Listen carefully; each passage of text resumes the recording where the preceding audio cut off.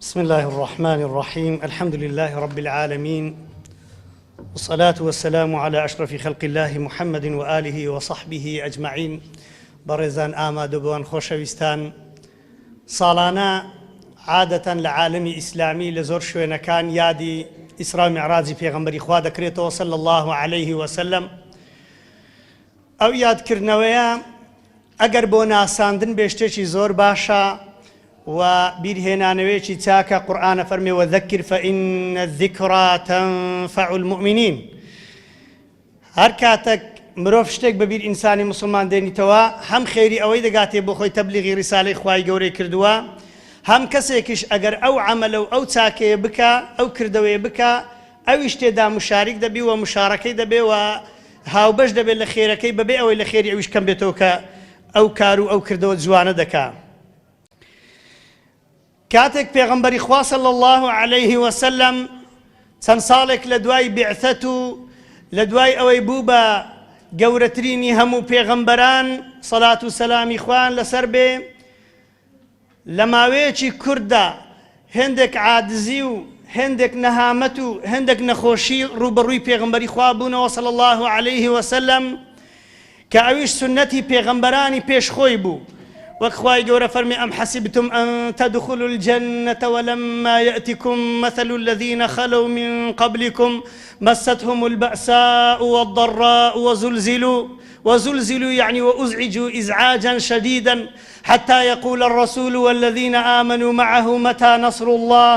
ألا إن نصر الله قريب. خواهي گەورە فەرمی ئەگەر پێتانوێ بوابێ ئێوە ئیسلامەتی و ئیمانداری و دینداری بکەن و ئەوەی بەسەر پێغەمبەرانی پێشان هاتۆ نێتە سەر ڕێگای ئێوە غەڵەت تێگەیشتون، بەڵکو دەبێ هەموو ئەوەی هاتۆتە ڕێگەی پێغەمبەرانی دیکە سەلامی خوان لەسەر بێ، لە ناخۆشی، لە زەرەرکردن، لە ئەزیەت، لە ئازار، لە هەموو نەهامەتەکان دەبێ یەخەی ئەوانیش یەخەی ئێوەش بگرێ. حتا وەی لێ هات پێغەمبەری وا هەبوو لەگەڵ ئەو ئیماندارانی کە لەگەڵیان بودیان گوت مەتە نەسر الله، ئەرێ کەنجی نەسڕەتی خوای گەورە دادێ. ئێمە زۆر ماندوو بووین، چونکە ئینسان بە تەبیعەتی خۆی ماندوو دەبێ، عاجز دەبێ، بێزار دەبێ، برسی دەبێ، تینوو دەبێ، بە تایبەتی لەو ڕێگا دوور و درێژە. و پێغەمبەرانی پێش پێغەمبەری ئێمە عەلەیه السەڵات وەسەلام، پیاوێکی وەکو پێغەمبەر نوح کە ئولوالعەزم و یەکەم پێغەمبەری ئولوالعەزمە 950 ساڵ لەو ڕێگایە ماندوو نەبووە، 950 ساڵ لەو ڕێگایە لە دوعا و لە دەعوە ماندوو نەبووە. ئەدی پێغەمبەری ئێمە صلی الله عليه وسلم هەرچی چەشنی ئەزیەت و ئازارە هەمووی چەشتووە و بیستووە و بینیوە. ئەوجا پێغەمبەر عەلەیه السەڵات وەسەلام دوعای لە ئومەتی خۆی نەکرد، پێغەمبەرانی دیکە دوعایان کرد. جا خودای گەورە فەرمێ ئەلا ئین نەسر الله قەریب. ئەلا یعنی لە بۆ تەنبیهە ئاگادار بن نەسڕەتی خوای گەورە نزیکە. ئەوجا نزیکی خوای گەورە ئەگە 100 ساڵیش بی بەنسبەت خوای گەورە نزیکە، بەس بەنسبەت من و تۆی 6-7 ساڵ ئەژین لەوانەیە پێمان کەم بێ، پێمان زۆر بێ. و شتێکی دیکە لەو مەسئلەیەدا سەرکەوتن هەر ئەوە نییە حکمی ئیسلام بگەڕێتەوە، سەرکەوتن هەر ئەوە نییە ببینی مسلمانان بوونەتە حاکم و دنیا کەوتۆتە بەردەستی مسلمانان. جاری وهەیە شەهید بوون گەورەترین سەرکەوتنە. حەمزەی مامی پێغەمبەر صلی الله عليه وسلم سەرکەوتنی پێغەمبەری و برازای خۆی نەبینی، بەڵام شەهید بوونی بینی کە گەورەترین سەرکەوتن بوو بۆ ئەو. بۆ ئێمەی مسلمانیش ئیحدە الحوسنەیەینە، یەک لە دەو سەرکەوتنەکان یان شەهید بوون یان سەرکەوتنی مسلمانان و بانجی لا إله إلا الله محمد رسول الله بە ئاشکرا لە هەموو شوێنەکان ئەدرێ و غەیری کەلیمەی لا إله إلا الله کەلیمەیەکی دیکە بەرزتر نییە لە ئەو. کەواتە خۆشەویستان و بەڕێزانم، پێغەمبەری مەش صلی الله عليه وسلم کاتێک ئەو ناخۆشانی هاتە ڕێگا، لە هەموو ناخۆشیان ناخۆشتر ئەوە بوو پاشەوەی کە مامی بەڕێزی وەفاتی کرد ئەبوو تالیب کە دیفاعی لێ دەکرد، پێغەمبەریش ڕێزی لێ دەنا عەلەیه السەڵات وەسەلام، ئەویش ڕێزی لە پێغەمبەر دەنا عەلەیه السەڵات وەسەلام، تاکە مدافعی ظاهری بوو لە پێغەمبەری عەلەیه السەڵات وەسەلام وەفاتی کرد. ڕۆژێکیان بە ماوەیەکی کورت هەندێک ئەفەرموون چەند مانگێک هەندێک ئەفەرموون 2-3 ڕۆژ پاڵپشتی داخلی و خۆشەویستی ژیانی و هاوسەری ژیانی تاکە خێزانی خەدیجەی داچی ئیمانداران وەفاتی کرد. بەنسبەت پێغەمبەری خوا صلی الله عليه وسلم هاوسەرێک 25 ساڵ بەیەکەوە ژیابن. لەو 25 ساڵە وەکو شاخێک پشتی پێغەمبەری خوای گەورەی عەلەیه السەڵات وەسەلام وە کەسێک بیت لەسەر ڕووی زەوی نەمزانی وە خوای گەورە سەلام لۆ کەسێک بنێری، حەزرەتی جبریل بهێ بڵێتن ئەی پێغەمبەری خوا ئەوە خەدیجە لەوێ دێ و قاپێکی پێ خواردنی بۆ تۆ پێ و خوای گەورە سەلام لە خەدیجە دەکا. خوای گەورە سەلامی بۆ بنێری ئەو کەسە لەگەڵ تۆ لە ژیاندا بی چەند خۆشیەکە، بەڵام وفاتیشی و جیابوونەوەی چەند ناخۆش و چەند سەعبە. کاتێک پێغەمبەری خوا ئەبینی خەدیجەی خێزانی دایکی ئیمانداران وفات دەکا بەنسبەت پێغەمبەری خوا عەلەیهی سەڵات وسەلام وەکو معنەویات، وەکو ماندووبوون، وەکو عاجزی، وەکو ماڵچۆلبوون، وەکو خاڵیبوونی ماڵ لە هاوسەری ژیان و دایکی 6-7 منداڵان کە بمرێ لە ناکاو بمرێ زۆر مفاجئەیەکی گەورە بوو لەو پێغەمبەری خوا عەلەیهی سەڵات وسەلام. بەڵام هەمیشە دیاری و منحەی گەوران گەورەیە. هەدیەی خوای گەورە جەلە جەلالوه زۆر گەورە بوو لەو پێغەمبەری خۆی عەلەیهی السەڵات وەسەلام. عام الحوزنە لە طائف گەڕاوەتەوە خوێنی پێدا هاتەوە پێغەمبەر صلی الله علیه وسلم ئەزیەت دراوە، خێزانی وفاتی کردووە، مامی دیفاعی لێ دەکرد وفاتی کردووە. یەکسەر لە ناکاو پێغەمبەری خوا صلی الله علیه وسلم بە غەم و خەفەتەوە خەوی لێکەوتبوو. جبرائیل عەلەیهی السەلام دێ دەستی پێغەمبەر دەگرێت صلی الله علیه وسلم هەڵی دەستێنێتەوە لە خەوت ئەفەرمێ هەستا ئەی پێغەمبەری خوا تۆ داعوەتی خوای گەورەی با بڕۆن بۆ شوێنێک. یەکەم جارە پێغەمبەر صلی الله علیه وسلم براق ببینێ. براق ئەو دابەیە ئەو مەخلووقەیە کە دەڵێن لە ئەسب گچکەترا پێ دەڵێن دابەت الئەنبیا خاص و تایبەتە بە پێغەمبەران. پێغەمبەر صلی الله علیه وسلم لەگەر جبرائیلە بەیەکەوە دەڕۆن و پێغەمبەر سواری ئەبی عەلەیهی السەڵات وسەلام. طبعا براق سرعەتی براق زۆر عەجائب بوو لە مێشکی ئینسانە لە ظاهری، بەڵام پاش ئەوەی کە دۆزرایەوە مەسەلەن خێرایی ڕووناکایی لە دنیای هیچ شتێک لە ڕووناکایی خێراتر نییە بە حساب وەکو ظاهر و علمی ظاهر کە لە یەک ترکەدا 300,000 کیلۆمەتر دەبڕێ. دەڵێن براق لەوە سرعەتتر بووە. علم ئێستا دەڵێ ئەگەر دوو قیتار دوو شەمەندەفەر لەسەر یەک سکە بەرامبەر یەک دیبێن بە خێرایی ڕووناکایی بڕۆن لە ناو یەکتری دەستنە دەرێ بەبێ ئەوەی هیچ سەرنشینەکان هیچیان لێبێت. لەبەرێ هەر کاتێک شتێک زۆر سرعەت بوو دەڵێ وجودی نامینی فەکەئەنەما وجودی نەمایە. لۆیە مەلائیکەتانش کە سەریعەن لە سەقفی دەستنە دەرێ جنۆکە و مەلائیکەت و ئەوانە لە سەقف و لە دیوار و لە ئەستێرە و لە هەرچی بستنە دەرێ پێیانی نییە. خوای گەورە سرعەتێکی زۆری پێداون لە بۆ معلوماتتان. دووەم شت لە ڕووی علمی کە ئێستا پێشان زۆر ئینکاریان دەکرد چونکە پێغەمبەر فەرمی صلی الله علیه وسلم هەتا ڕۆژی قیامەتێ معجزەی ئیسرا میعراج خەڵکێک ئیمانی پێی زیاد دەبێ وەکو ئێوەی بەڕێز ئینشاءالله کە یادی دەکەنەوە کە گوێ ڕادەگرن کە لە خوتبە و وتاران گوێ ڕادەگرن و خەڵکانێکیش پێی کافر دەبن. لەبەرێ عەقڵیان قبوڵ ناکە. چی عەقڵی قبوڵ دەکە شتێک هەندە سورعەت بێ، بەڵام کاتێک علم گوتی ئەگە دوو شەمەندەفەر ئەوها بڕۆن حاڵیان ئەوهایە خەڵک یەکسەر گوتی مادەم براقش وایە خاستن زانایان خاستن زانانی ئەوروپی پاش ئەوەی کە گەیشتنە هەندێک حەقیقەت. یەک دووهەم میعراج چییە؟ لەوانەیە 100 کەس لێرە بی لە 195 کەس نەزانن میعراج چییە. میعراج ئیسمی ئالەیە، هەر شتێک لە سەوەزنی میفعال بی لە علمی نەحو سەرف ئەخوێنن، یعنی شتەکە ئیسمی ئالەیە ئەو ئالەتەی ئینسان سواری دەبێت. میعراج ئالەتێکە وەشی مەصعدەی. پێغەمبەر صلی الله علیه وسلم طبعا کە تەشریفی چووە بەیت المەقدس پێغەمبەر صلی الله علیه وسلم لە بەیت المەقدس خۆ بە براقی وەسەر نەکرد، لەوێ بە مەصعدێکی وەسەرکرد پێی دەگوترێ میعراج اسمی ئالی بەو مەصعدەی وەسەرکرد بەو میعراجەی وەسەرکرد ئاسمان بە ئاسمان ڕۆیشت پێغەمبەر عەلەیهی سەڵات وسەلام. یعنی پێش ئەوەی مەصعد دابێ خەڵک دەیگوت چۆن ئینسان ئاسمان بەسەر دەکەوی، بەڵام کە دیتیان مەصعد داهات شتێکی بەسیتە لە 200 تابقی وەسەرەکەوی زۆر پێیان شتێکی اعتیادیە ئێستاکە مادام لە سونعی بەشەرە ئەوە هەبێ دەبێت لە سونعی ئیلاهی چە هەبێ جەلە جەلالوه کە خودای گەورەش ئەو عیلمەی داوەتە مرۆڤ. جا خۆشەویستان پاش ئەوەی پێغەمبەر صلی الله علیه وسلم دعوت کرا لە بۆ ئەو دعوەتە بزانن گەورەترین معجزەی پێغەمبەر صلی الله علیه وسلم قورئانی پیرۆزە. دووەم گەورەترین معجزەی پێغەمبەری خوا عەلەیهی الصەڵات وەسەلام ئیسرا میعراجە. ئیسرا یعنی شەوڕۆیی، میعراج یعنی سەرکەوتن بەو ئالەتەی کەوا پێغەمبەر صلی الله علیه وسلم پێی بەرز بووە لەگەر جبرائیل عەلەیهی السەلام. بۆچی ئێمەی مامۆستایان دەڵێن لە شەوی ئیسرا و میعراجە سنت نییە مەثەلەن شەو نوێژان بکەی لە ڕۆژەکەی سنت نییە مادام حادیثێکی هەندە گەورەیە وەکو لەیلەة القەدر ئیحیای بکەینەوە و ڕۆژەکەی بە ڕۆژی بین لەبەرەی کاتەکەی دیار نییە.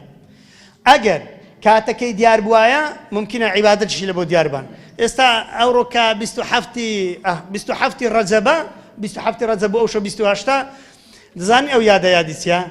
ئەو یادەیە صلاح الدین ئەیوبی لە 27 ڕەجەبی 580 هیجری بەیت المەقدسی ئازاد کردووە. ئیتر بووە بە یادێک لە بۆ ئیسرا میعراج. هەموو عالەمی ئیسلامی ئێستا دەڵێن 27 ڕەجەبی یادی ئیسرا میعراج. باستحبط رجب يادي فتح بيت المقدس فكأنما إسراء معراجي بيغمبر صلى الله عليه وسلم چند گرنگ بوا لديدي مسلماناني ضعيفة فتحي صلاح الدين أيوبيش لدواي فتحي بيغمبر صلى الله عليه وسلم لدواي إمام عمر رضي الله عنه چونكو سي فتح كراون لبو بيت المقدس فتحي بيغمبر صلى الله عليه وسلم كبإسراء معراج سوا بإسراء سوا وفتحي عمر كري خطاب رضي الله عنه وفتحي صلاح الدين أيوبي خواهي گەورە چاوەکانمان ڕوون کاتەوە بە فەتح بوونی جارێکشکێ بۆ خاتری عەظەمەت و گەورەی خۆی بۆ معلوماتتان دوو جارێ دیکەش لە وتاران باسم کردووە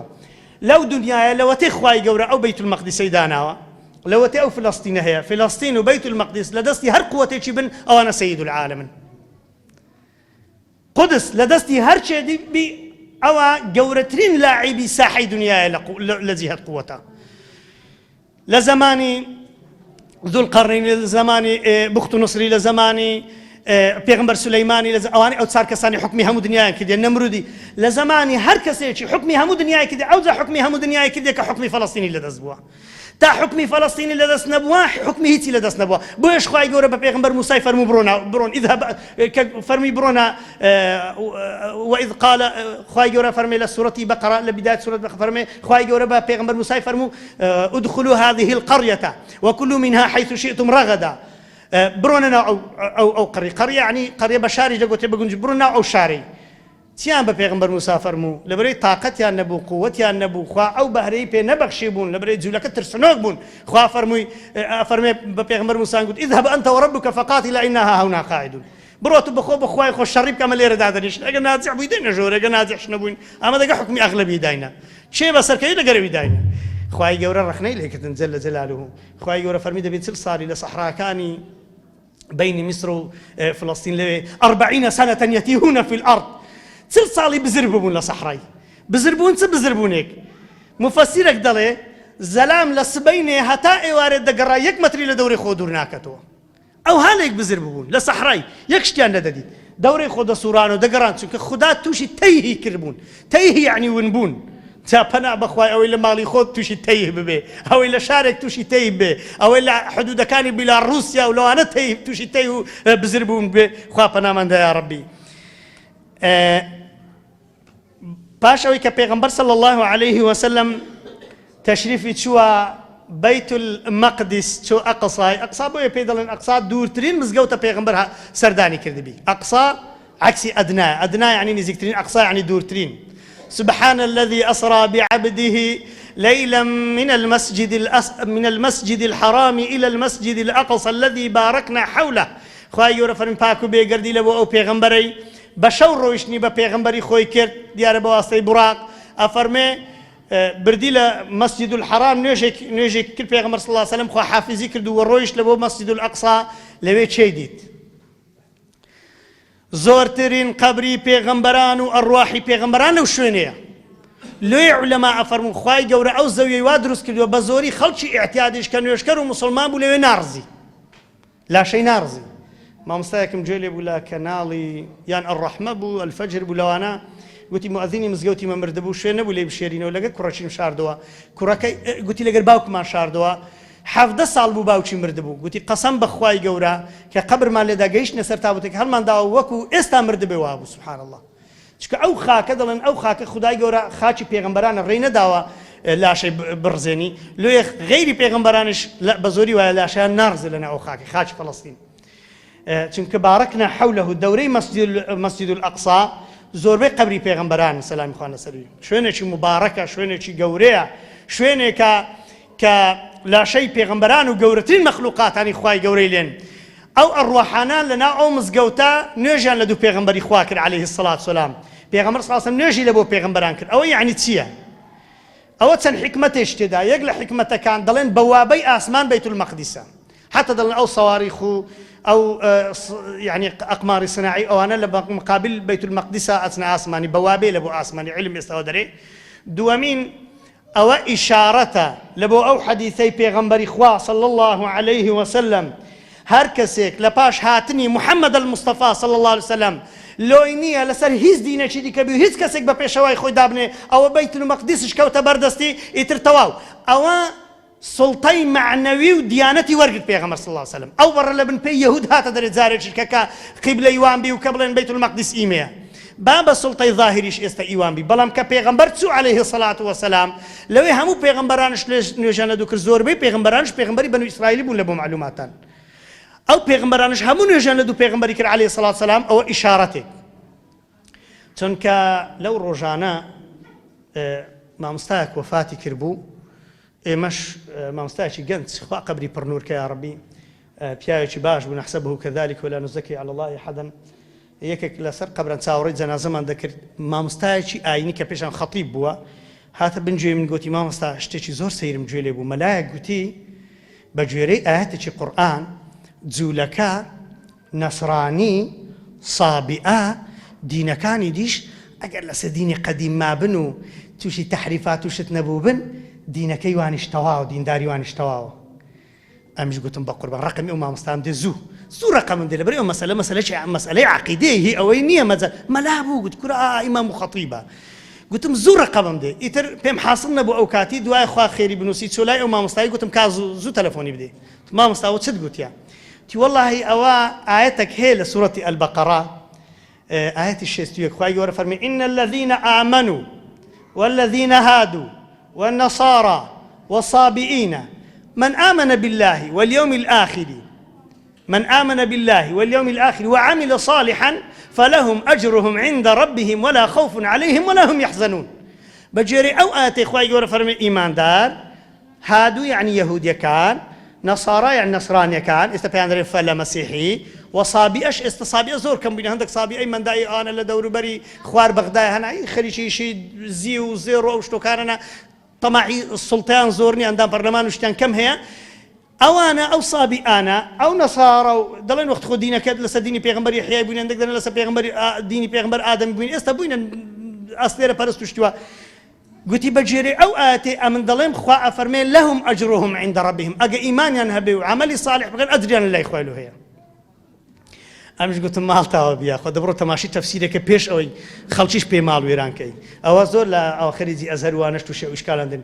قلت بيغمبري خوا فرمي صلى الله عليه وسلم هر زولك ونصرانيك لا هر ديني شديكا نابانجي محمد ينجوي بك بويت بيغمبر إيماني بينين مخلدا لجهنم كافر لبري همو دينا كان نسخ بونته أويك دوم معني أو آيتي ويا إيمان دارك جولك كان ككاتي كلا زماني بيغمبر موسى نصراني كان لزماني بيغمبر عيسى صابي كان أو كاتي دين صحيح أو كاتي هرتي إيماني هنا بعمل صالح كردبي خواهي قورة فرمي أدري لبو هيو والله عادزش نابي والله هيتس خفتش ناخو وناش ترسي مادام مردية لسرق إيماني هنا بي ومردبي نكابرات زولا كبي استاك بري والله عمل دسم لا أويا أصري خواد زولي نشتوك شامبيا بري والله ديني بيشتاويان كسك لكنيسة دينداري بك أو ديندارية درست نية لبروي ديني والنسخ بوته وقتون كبيغمبر عيسى هاد كس لسا ديني بيغمبر موسى نبي بي شريعتك موسى شلبو حضرت عيسى بيان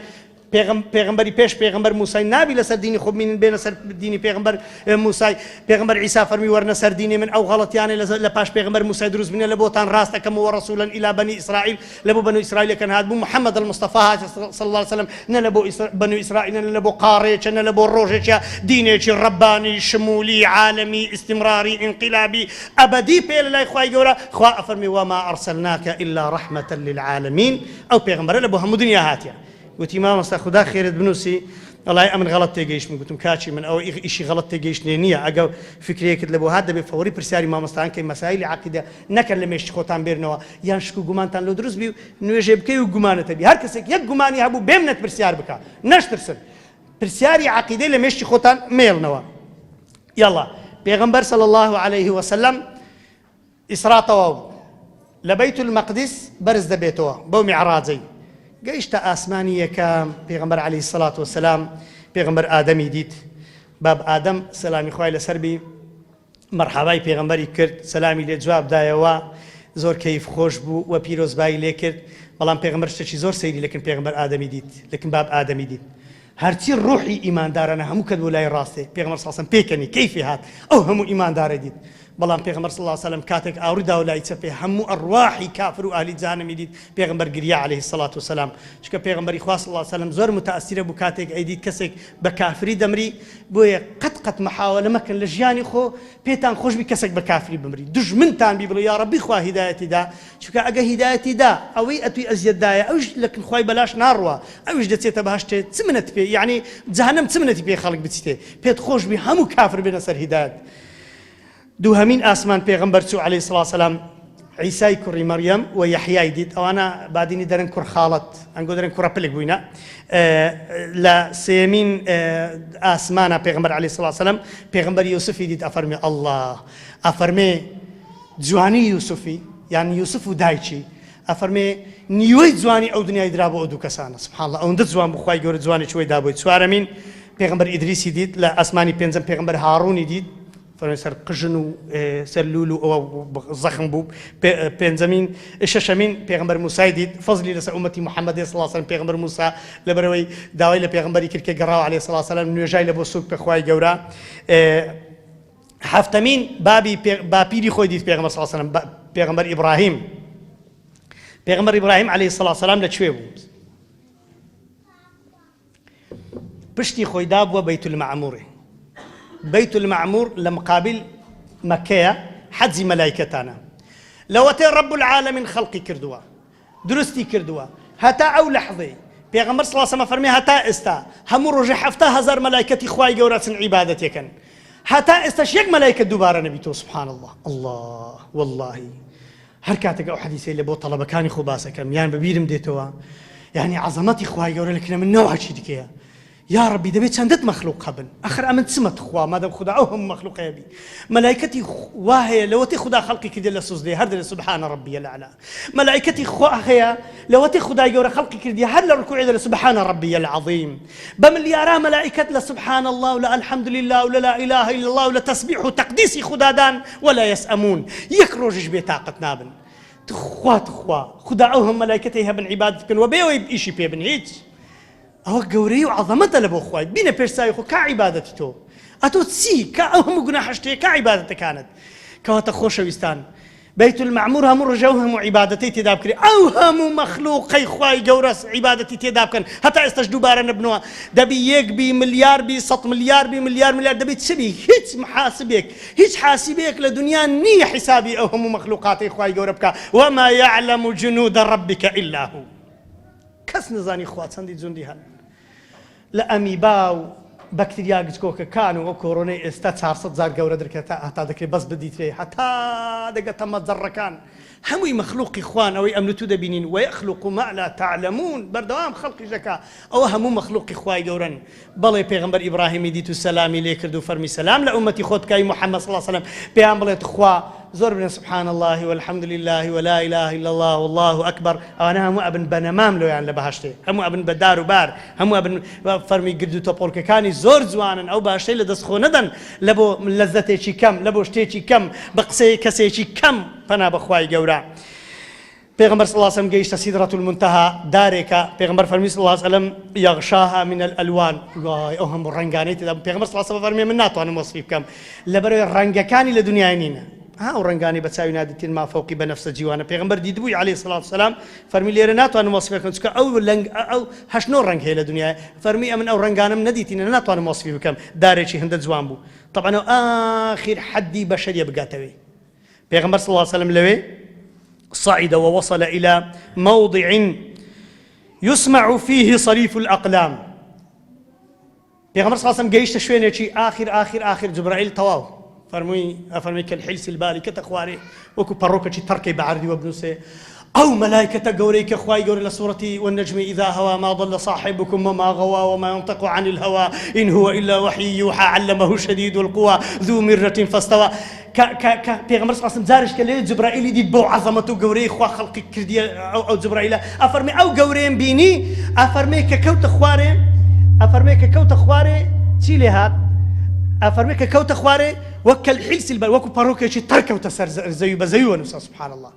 هيت نيتواني سركي كوتا سوزدو أفرمي إيدي من ليوز حتى جوم لي بو بيغمبر صلى الله عليه وسلم فرمي خشي قل مكان كاتك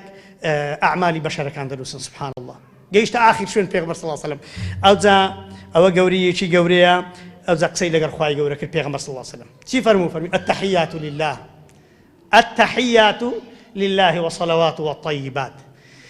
پێغەمبەر صلی الله علیه و سلم چ بەخوای گەورە بڵێ ماندی نەبی خوای گەورە ماندی ناوی بڵێ سەلام لێبی خۆ سەلام سەلامی خوا بخۆ ئەسەلامە فەرمی پاکی و بێگەردی لە بۆ خوای گەورە خوای گەورە جوابی پێغەمبەری داوە ئەوە یعنی چێ جوابی داوە يعني خواي جورا يقلا صفاتك كاني كلامه خدا كلامه قساك خواي جورا هر وقتك حزي لي بقساك خواي جورا وكلم الله موسى تكليما خواي جورا قصدك بيغمبر موسى القران كلامي خوايا خدا بردوام حزي لي بحركاتك حزي لي بقساك خواي جورا جل جلاله اذا صفتي كلام صفه رب العالمين جل جلاله طبعا خواي جورا جاي بيغمبر خدا فرم السلام عليك ايها النبي ورحمه الله وبركاته هتهم روج حسابك